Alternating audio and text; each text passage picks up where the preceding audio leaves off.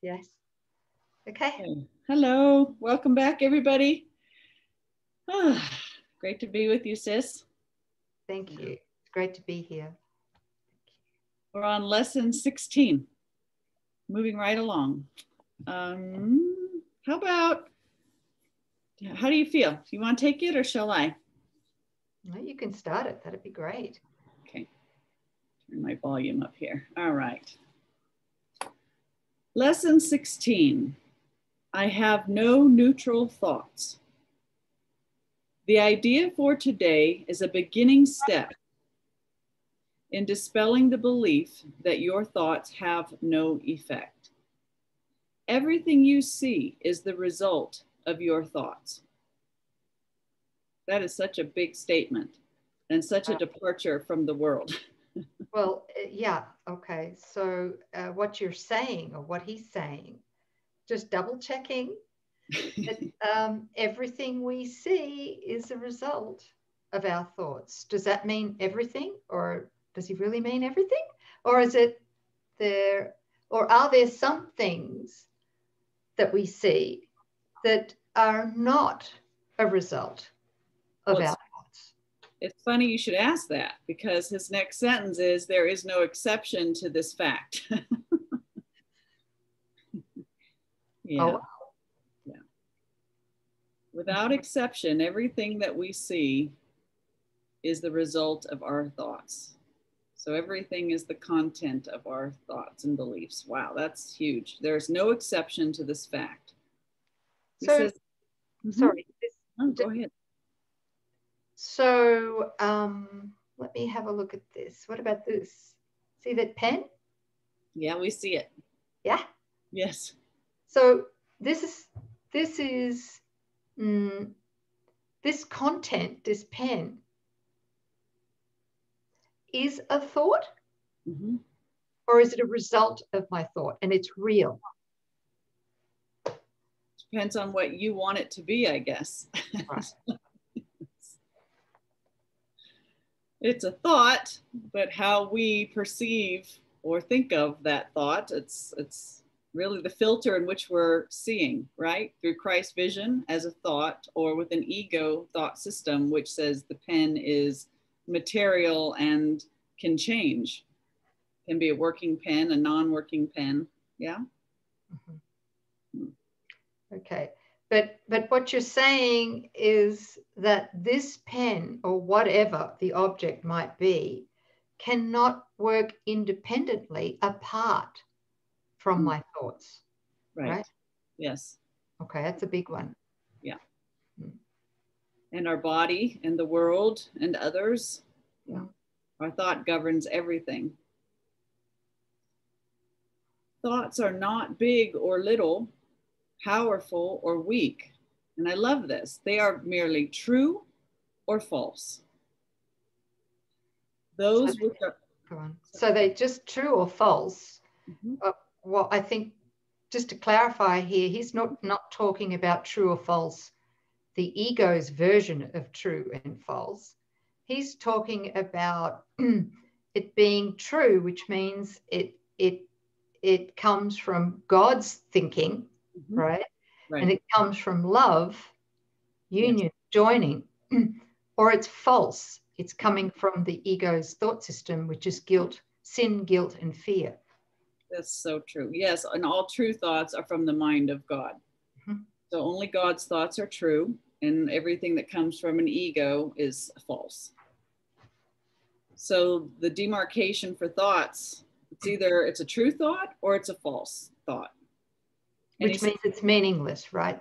Right, yes. Here. Those which are true create in their own likeness. Those which are false create, in quotes, in theirs. There is no more self-contradictory concept than that of, quote, idle thoughts. What gives rise to the perception of a whole world can hardly be called idle. Every thought you have contributes to truth or to illusion. Either it extends the truth or it multiplies illusions. You can indeed multiply nothing, but you will not extend it by doing so. And by this, he's really driving home the point that only what can be extended is true and therefore a thought of God. But the ego can attempt to take illusions and multiply them, right, through its filter. But nothing real is happening. And in fact, as we advance in our progress as far as trust is concerned, we're going to find that that nothing from the ego thought system really can be shared. Yeah. Yes. Okay. Only what's true can be, yes. Have we covered that? Has he said that before? Because that's such a major core idea, that only what can be shared is true. Yeah. Yep. Okay. In addition to never being idle, salvation requires that you recognize that every thought you have will bring either peace or war, either love or fear.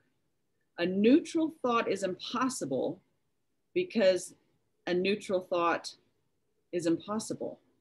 Can I just, I have a different sentence here in the version. A neutral result is impossible because a neutral thought is impossible. Well, that was the ego right there, because it says result here too. Thank you. Okay, thank you. A neutral result is impossible because a neutral thought is impossible. There is such a temptation to dismiss certain fear thoughts as unimportant, trivial, and not worth bothering about, that it is essential you recognize them all as equally destructive, but equally unreal. We will practice this idea in many forms before you really understand it. And, you know, I think it's about recognizing that every thought is going to bring a result. So because there are no neutral thoughts, every thought we have is either falling on the side of truth, which results in peace and joy, or it falls on the side of it's false, and that results in a meaningless perception, which brings up feelings of threat, fear, guilt, anxiety. Conflict. Yeah, conflict. So we're always drawing one or the other to us. It's not like there's a middle ground or some third location where you can be outside of this law, that every thought brings with it results. It manifests at the form level, every thought we have. Yes. You know, yeah. This is that huge accountability part, right? Oh, yeah. We're never victims. We can't be complaining because it's our own selection of the thoughts or the thought system that we follow and worship that brings us our situations and our conditions. Yes, and unfortunately, when we begin this, more than 90% of our thoughts are likely unconscious.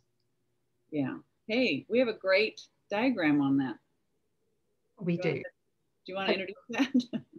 We do. It's from the End of Death, Volume 1. Yeah. Okay. Yeah, I do. Just a minute here.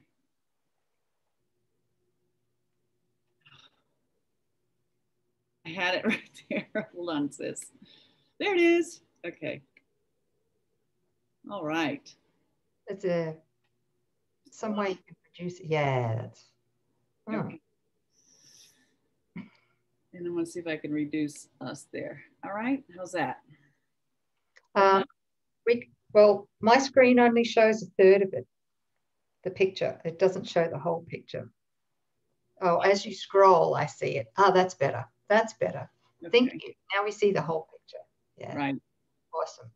Do you want to take him? Do you want to take him through this? This is a diagram. Oh, I think we both can. Yeah, we can see here.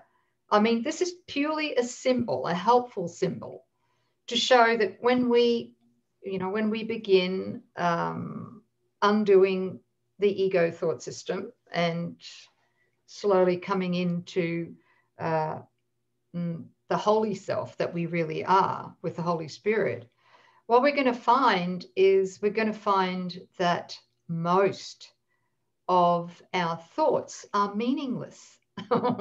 You got to laugh, right? But they're meaningless, but they're not neutral. They're not idle.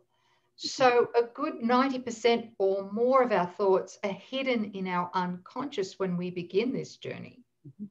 And they need to be flushed up and out to the light with Holy Spirit, so that the ego thought system is no longer seemingly unconsciously sabotaging us in our relationships with conflict, with the body, with pain, disease, etc., and finances, etc., our life, right? Because until we begin this journey and still begin flushing out our, meaningless thoughts, then it's going to continue to sabotage us. And right. we'll do what the ego says to do, which is to blame it on other people, circumstances, etc., and to really feel as if we have been or we are being victimized. That's what it wants, right? Because as you see in this diagram, the ego has a central altar, and everything that it believes in eventually leads to its central altar, which is its belief that death is its central dream, physical death, all forms of death, right? Which is really the fear of God. We won't go into that now because it's too premature. Did you want to add to this, Sis? Yeah, well, I'm realizing, first of all, the split from remembering when we left God, who is our mind, who's the only mind, then we needed a substitute. It's fraudulent, it's not true, but something to replace the mind of God. And what we made was the ego thought system. So there's a split. And then how interesting, that even, so now that we're subscribing to the ego thought system, and we believe that we're mythical me, and we believe every thought that the ego comes up with, even that there is another split, right? I mean, how devastating the rings go in the ego thought system. So you have those thoughts that we want to be aware of in our consciousness. But the ego, which the end of every mythical me is a certain death. All bodies, the natural and inevitable result of every body identification is death. So the world educates us. So the ego keeps 90% of its beliefs, core beliefs and laws and rules out of our conscious awareness, down buried, so that we are actually being completely controlled by it and its fear and its need for guilt. But while it remains unconscious, it can't be brought to the light to be healed. And so we are, animatrons by the ego thought system until, thank God we're learning, hey, this is an ego thought system, and only the thoughts that we share with the mind of God are true thoughts. So I'm so grateful to learn that, that these aren't even our real thoughts, but to see that there's a split, that we're only entertaining 10%. Yeah. But with Holy Spirit, we can actually ask that all of these hidden unconscious beliefs that we're carrying around be brought to our awareness through forgiveness, and accepting the atonement will be dissolved. Yeah. Beautiful. So maybe we just cap on that, because I remember when I first began these lessons many years ago, I was confused. I thought there was a contradiction here at this point in the lessons, lesson 16, because he was saying in the previous lessons that the ego's thoughts are meaningless. I mean, I'm seeing a meaningless world because my thoughts are meaningless, basically. That's basically what he's saying. Yeah. And then here in this lesson, he's saying there are no neutral thoughts. Right? So it's just a bit confusing for a beginner. It was for me. Just He says they're meaningless, and then he says they're not neutral, no idle thoughts. So I just wanted to cap on that, or clarify that. The way that I understand it, maybe you could add to this too, sis, is that, okay, so all the thoughts that we think through the split mind are absolutely meaningless. Yeah, right? do you want me to do the stop share for a moment while we're unpacking that? Yeah. Okay, go ahead. They're absolutely meaningless, and that's that, right? But the other thing we need to see side by side with that is every thought we have, whether it's meaningless and comes from the ego thought system, part of our mind, the split mind, or whether it's a thought from God, it's all going to manifest something here at the level of form. Yeah. Can we, maybe it would help to put it in context of the gap diagram, but only when our mind is at one with God are any thoughts meaningful, meaning we're thinking in terms of wholeness before the fragmentation or the thought of separation occurred. So all of our thoughts are meaningful, they're real, they're true, they result in peace and love and joy and purpose and function, and right? So that's reality. And yet, while we entertain this belief in the gap, right? Every thought that the ego has is going to manifest some resulting form in this gap diagram, in the space in between. This guy right here, mythical me, is going to have some experience as a result of every ego thought that we entertain. But we have to remember that nothing within the gap is actual. This is the illusion. So every thought, it's fantasy, and yet it's still going to have positives and negatives according to the ego, and it's going to have things that are powerful and not powerful, or good, or what it deems bad. But Jesus is saying, unless it's a thought that we share with God, it isn't real. So right now we're talking about, in this realm, every thought you have is going to have some effect to the body and its story. Thanks, that's helpful. Thank you. Yeah.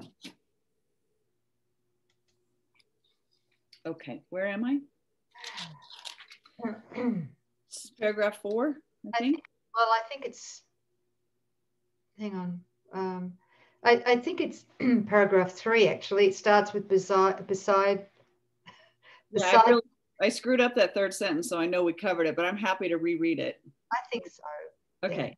In addition to never being idle, the thoughts are never idle, they're never neutral. Salvation requires that you recognize that every thought you have will bring either peace or war, either love or fear.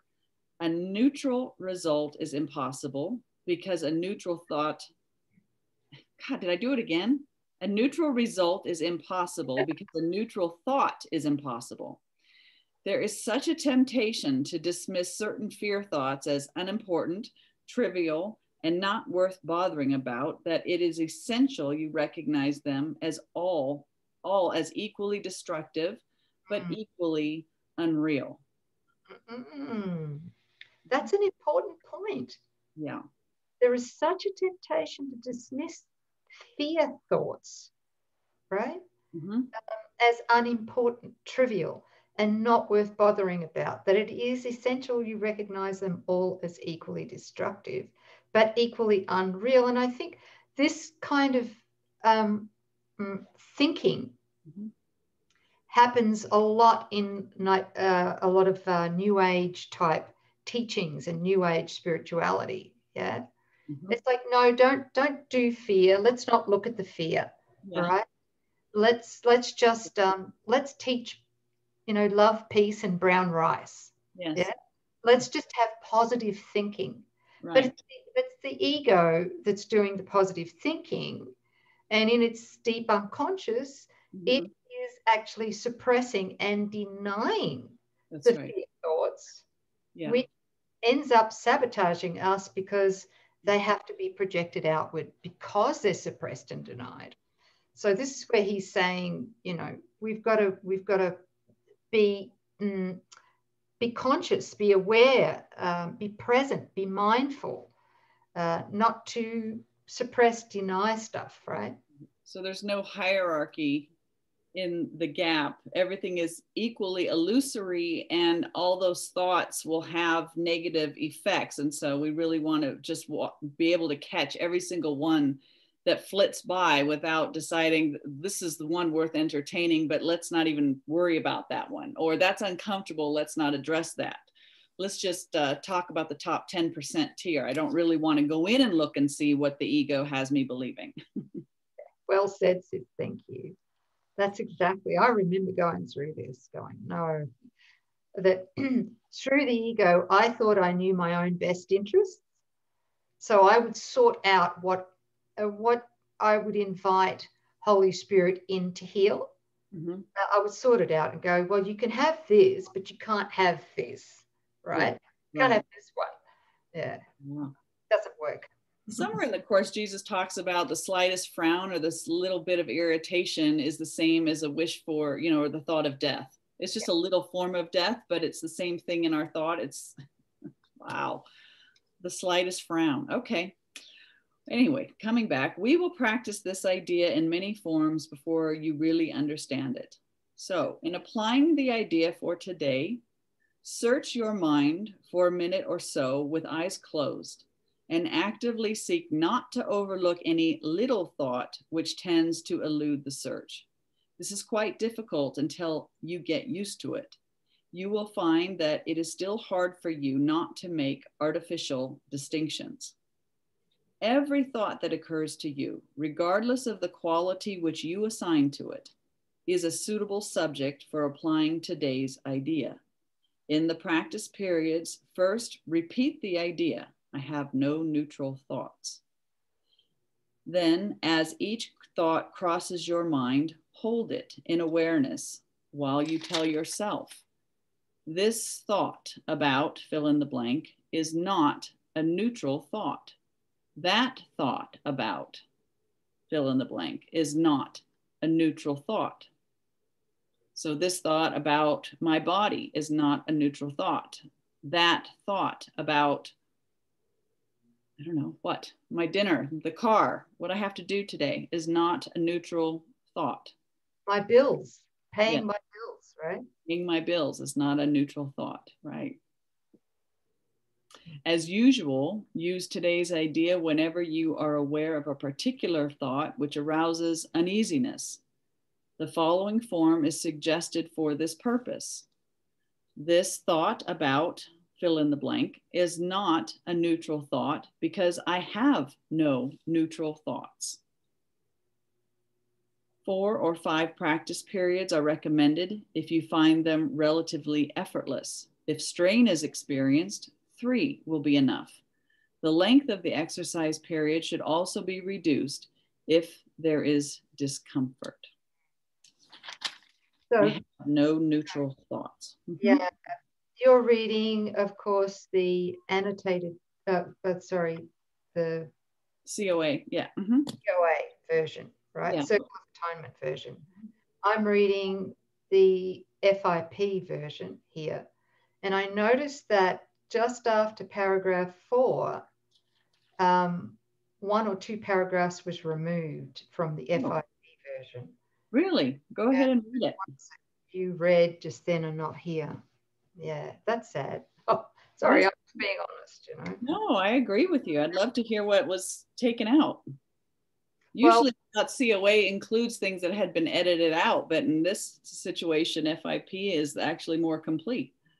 No, yours is more complete. Sorry. The Circle of Atonement. That's what. Oh. I'm saying you read a paragraph or 2 that you don't have edited out of this version. Okay. After paragraph 4. Yeah. Okay. All right. Well, what do you have down for the practice? It's the same. This thought about fill in the blank is not a neutral thought. Okay. That thought about fill in the blank is not a neutral thought. Yeah, it's the same. Yeah, it's, because I have no neutral thoughts. Yeah. Some good stuff in there. Okay. So what I'm taking away really, you know, cause is in the mind. There's nothing out there that isn't a direct effect from my thoughts. So that's the massive reversal of what the world teaches and what most people believe, including, you know, the scientists, medical world, health laws. So everything that we're experiencing and seeing is a result of what thoughts we're entertaining. So he's saying, so if that's true, and it is, then we need to really watch the thoughts. And how will we know what thought system we're electing to go by or use? It's the, you know, how's your life? How do you feel? What is, you know, there's the manifestation of your thoughts. So every thought is producing something. That's really a big accountability lesson. And it is too. And even more so, I mean, as far as volume is concerned, you know, play it loud, even more so when we have an emotional charge around a particular situation or a person or whatever.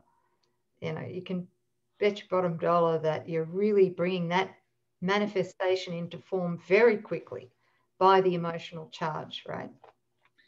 Yeah. And isn't that interesting? Almost like the level of the emotional charge is going to make us want to believe that it's actually out there and not in my mind. Exactly. Yeah. And that goes for good, seemingly good stuff as well. Right. Yes. So all emotional response really is by the ego to get us to want to not make that switch that, hey, this is happening because I chose the thoughts in my mind first. Yeah. Okay. Which I think leads us into lesson 17, if I'm right. Okay. Well, thank you, sis. That's great. That's a lot. I have no neutral thoughts. So nothing's neutral because I have no neutral thoughts. Thanks, sis. Thank you.